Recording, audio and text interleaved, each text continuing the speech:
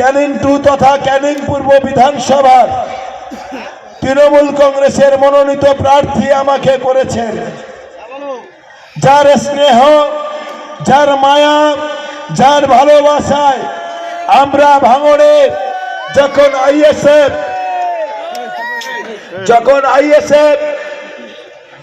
যখন আমাদের তৃণমূল কংগ্রেসের কর্মীদের উপর অত্যাচার করছে, আমাদের কর্মীদেরকে 4 জন কর্মীকে খুন করেছে, যখন আমাদের কর্মীদের উপর ঘর লুট থেকে শুরু করে, বাজার লুট থেকে শুরু করে, দোকান লুট থেকে শুরু করে, যখন এরকম একটা কঠিন পরিস্থিতি হয় 2023 সাল পর্যন্ত, 21-এ যখন ওরা যেতে 2 বছর ধরে যে নারকীয় অত্যাচার ভাঙড়ের মানুষের উপর করেছে এই নৌসাদ সিদ্দিকের নেতৃত্বে সেখানকার সিপিএম এর হারমাদ বাহিনীরা, আইএসএফ এর হারমাদেরা, আইএসএফ এর ছোট্টা দলেরা, তখন মমতা বন্দ্যোপাধ্যায় এবং অভিষেক বন্দ্যোপাধ্যায় আমাদের ভাঙড়ের মানুষের মুক্তির জন্য যে মানুষটাকে পাঠিয়েছিলেন তিনি আর কেউ নন, তিনি আপনাদের আমাদের প্রিয় নেতা মাননীয় শওকত মোল্লা মহাশয়।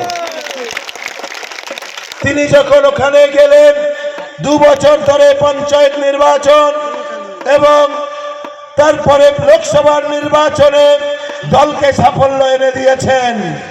তাই অভিষেক বন্দ্যোপাধ্যায় আমাদের প্রিয় নেতা এবং আমাদের প্রিয় নেত্রী মমতা বন্দ্যোপাধ্যায় তানাকে ভাঙড়ের প্রার্থী করেছেন ভাঙড়ের মানুষের মুক্তির জন্য। আমরা ভাঙড়ের মানুষ, আমরা সব সময় সেখানে পড়ে থাকবো। দাদাকে বলেছি যে ক্যানিং পূর্ব তো আপনার সাজানো বাগান, একটা অঞ্চলের মিটিং, দেউলি 2 মিটিং, আমাদের একটা ব্লকে এতটা লোক হয় না, কিন্তু আপনাদের একটা অঞ্চলে যখন এতটা লোক করতে পারেন, এ তো সাজানো বাগান।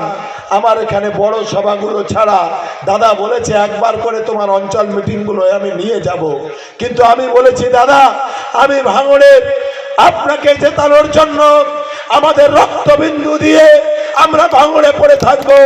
দাদা তোমার ক্যানিং 2, ক্যানিং ব্লক, ক্যানিং পূর্ব বিধানসভায় তো খুব একটা যাওয়া লাগবে না। দাদাকে বলেছি দাদা তুমি তো ক্যানিং পূর্ব বিধানসভার মালিক, আমরা তো ওখানে মালিক হিসাবে আমরা এখানে কাজলদা, এখানে যারা রয়েছে আজিবার ভাই, রহমান ভাই, শোয়েব ভাই, মুক্তার ভাই, সাদেক ভাই, হাকিম ভাই, এদের মতো আমি তোমার নেতৃত্বে একজন কর্মী হিসাবে ক্যানিং পূর্ব বিধানসভায় গিয়ে কাজ করব।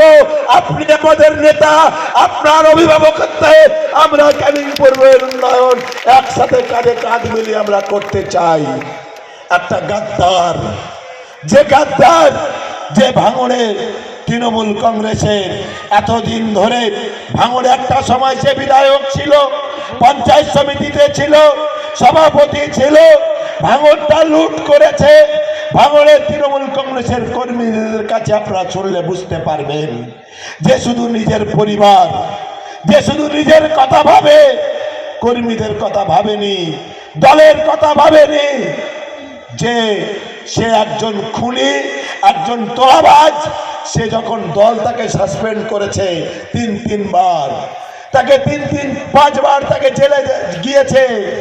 এত সুবোধ বালক সেই সুবোধ বালক এখন বুড়ো হয়ে গেছে। বুড়ো কালে এখন আইএসএফ এর ধ্বজা ধরেছে, আইএসএফ এর পতাকা ধরে এখন বলছে ছোট ভাইজান আর বড় ভাইজান যা বলবে আমি তাই করব। আমি ক্যানিং পূর্বের প্রার্থী হয়েছি, তাই বলছে সে ক্যানিং পূর্বের প্রার্থী হয়ে কাল চন্দনেশ্বরে এসে ধাক্কা খেয়ে বুড়ো বাবা ওখানে আবার ফিরে গেছে লুকিয়ে লুকিয়ে রাতের অন্ধকারে।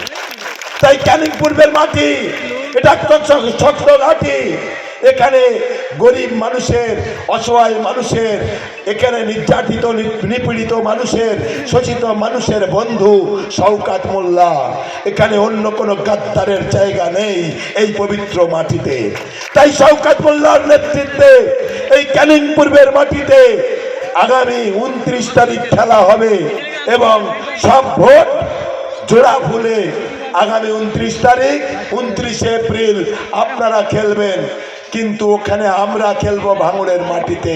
শওকত মোল্লার নেতৃত্বে ভাঙড় আর ক্যানিং, মমতা বন্দ্যোপাধ্যায় এবং আমাদের প্রিয় নেতা সেনাপতি অভিষেক বন্দ্যোপাধ্যায়ের হাতে ভাঙড় এবং ক্যানিং এই দুটো আসন মাননীয় শওকত মোল্লার নেতৃত্বে আমরা তুলে দিতে চাই এক এবং ঐক্যবদ্ধভাবে। এই লড়াই, এই সংগ্রাম আমাদের সকলের। ভাঙড় ক্যানিং আলাদা নয়, ভাঙড় ক্যানিং একে অপরের পরিপূরক। ভাঙড় আর ক্যানিং একসাথে লড়াই করবে, একসাথে সংগ্রাম করবে, একসাথে উন্নয়ন করবে। এই কথা বলে সবাইকে আমার আন্তরিক অভিনন্দন, শ্রদ্ধা, সম্মান, ভালোবাসা জানিয়ে সকলের কাছে আমি দোয়া এবং আশীর্বাদ চেয়ে নিয়ে আমি আমার বক্তব্য শেষ করছি। জয় হিন্দ, বন্দে মাতরম, তৃণমূল কংগ্রেস জিন্দাবাদ, মমতা বন্দ্যোপাধ্যায় জিন্দাবাদ, আমাদের প্রিয় নেতা অভিষেক বন্দ্যোপাধ্যায় জিন্দাবাদ এবং আমার আপনার প্রিয় নেতা ভাঙড় ক্যানিংয়ের নবরূপকার মাননীয় শওকত মোল্লা মহাশয় জিন্দাবাদ।